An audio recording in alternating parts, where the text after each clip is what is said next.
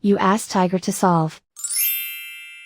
This deals with linear equations with one unknown. The final result is v equals 14.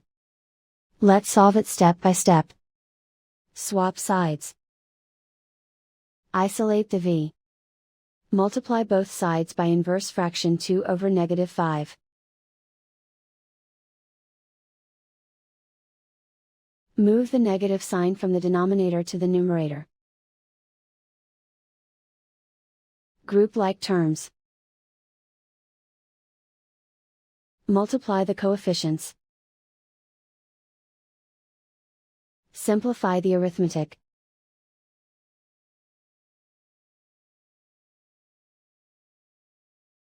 Move the negative sign from the denominator to the numerator.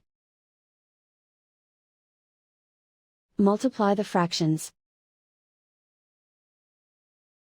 Simplify the arithmetic. And so the final result is v equals 14.